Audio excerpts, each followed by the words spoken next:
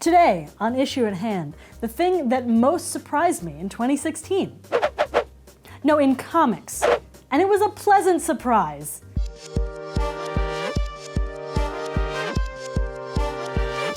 I'm handing a 2016 Most Improved Award to DC Comics for finally giving up on the New 52. This is Issue at Hand, Polygon's show about the weird world of comics, and I'm your host, Susanna Polo, and today we're talking about Rebirth and Superman. The New 52 was DC Comics' first complete, line-wide reboot of its continuity since 1985. It was supposed to grow the company's struggling sales and attract new readers by modernizing its characters and eliminating decades of backstory. And also by creating a lot of buzz. By the way, if you want more info on a lot of this, check out the link to my End of Year Comics post in the description. When the New 52 was announced in 2011, it was immediately controversial, most notably for hiring only 2 female creators to work on the 52 new books. But the reboot also came with some boneheaded editorial decisions, like that the streamlined continuity would be basically the same as the old continuity, but squeezed into only 5 years of in-universe time. In the short run, the New 52 bolstered sales, but polling showed that only 5% of its reader base was new readers.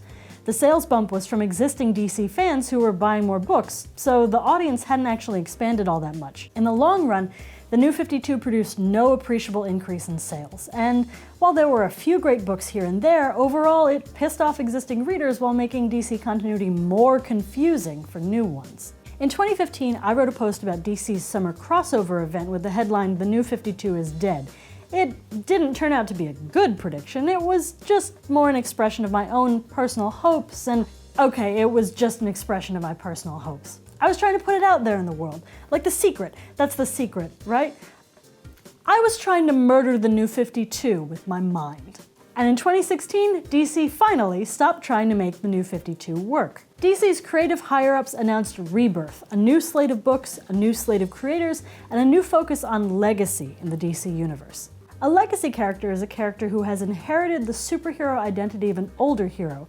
For example, Miles Morales and Laura Kinney, who we've talked about, are legacy characters of Spider-Man and Wolverine. The New 52 changes had rewritten or erased a lot of the DCU's legacy characters, often getting rid of the relationships between them and breaking down that sense of shared history that makes superhero universes so special. DC promised to bring that back to the New 52 universe, and the most surprising thing of 2016 was that it actually followed through. I'm a huge fan of DC's universe, and it's the first time in a long time that I've felt generally positive about the company's creative output. And it's not just me. DC has increased its percentage of the comic book market share from 27% before Rebirth to 44% now, which is the first time in years they've managed to pull ahead of Marvel in sales. And they didn't do it with a big reboot, or even a big sudden change. Just a more diverse creative pool than the New 52 and a commitment to thinking about the DCU as a setting with history. The best example of that commitment is the current Superman title, which is great. Look, I'm a Batman fan, but dang, Superman, that is, the ongoing comic series about Superman that is called Superman, is so good right now. Superman is a book about Superman and his family, his wife Lois Lane and their son John.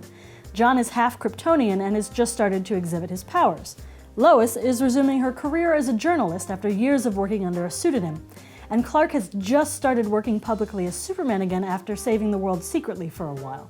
John and Lois give Clark the element that's necessary to any good Superman story, putting the focus on his humanity and his vulnerability. It shows us Clark, an adopted orphan refugee, committed to giving his son as normal a childhood as possible, even though he just found out that his dad is a world-famous hero and he's half alien.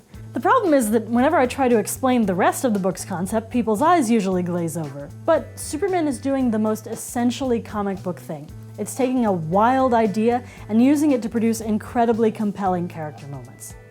Now, stay with me. Clark, Lois, and John are all refugees from the version of DC Comics continuity that immediately preceded the New 52. What? They were transported to the New 52 when John was just an infant by way of cosmic comic book shenanigans. Lois and Clark decided that it wasn't their place to interfere with the development of the New 52's version of history until the death of the New 52's Superman, when Clark decided that he would reveal himself to the New 52's Justice League and take on his counterpart's role. The world needed a Superman. To the Justice League, he's now a mysterious, ludicrously powerful stranger wearing the face of their dead friend. And to Clark, the Justice League is a strange mirage of familiar and unfamiliar qualities mixed together, in exactly the same way the New 52 was for fans of the old DC universe. That is crazy. I know, it's great! My favorite moment in the entire Superman series so far is of John peeping over his windowsill to see Superman, Batman, and Wonder Woman. It's the first private meeting between the New 52's Bruce and Diana and this identical but older alien who's told them that on another Earth, he's one of their closest friends. But John doesn't look down and see the DC Trinity, the greatest heroes the world has ever known. He sees two powerful, famous strangers who could be here to take his dad away. John's moments with his super dad are absolutely the best part of the book. It's the problem of every modern Superman adaptation. How do you make him grounded? Well, you don't do it with realism of physics or politics or narrative rules.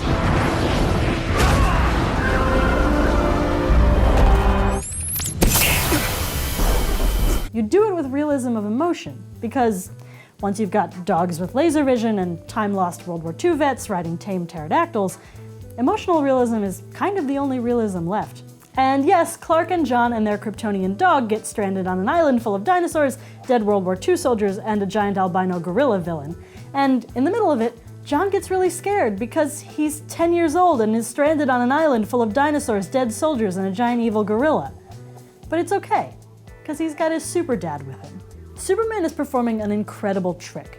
As Clark explores the way that the New 52 differs from his version of reality, the reader is reminded of all the ways in which the New 52 differs from what came before it. And then, Clark imparts the core values of that more hopeful version of the DC universe directly to his son. Like this bit, where John says that he got a secondhand Superman shirt because he wanted to feel super like his dad. Clark is proud, but he reminds John that he's not like other kids. Being strong and wearing a costume doesn't make you super. Your character does. Superman is constantly being criticized for being old-fashioned, and now he's literally from an older universe. He's always been an orphan from another world, and stranding him in another continuity only doubles down on the qualities that have made him so enduring. There's no better character to represent an older, less cynical version of the DC universe than history's first superhero. And what better way to showcase the optimism and sense of moral duty at the core of his character than how he teaches it to his kid. Next time on Issue at Hand, we'll talk about even more dads and kids as I take you deep inside my core competency as a comics expert to give you a history of the Robins. Time-lost World War II vets riding tame pterodactyls, emotional Oh boy. Clark and John and their Kryptonian dog get stranded. Percentage of the comic book market share from 27% before reboot.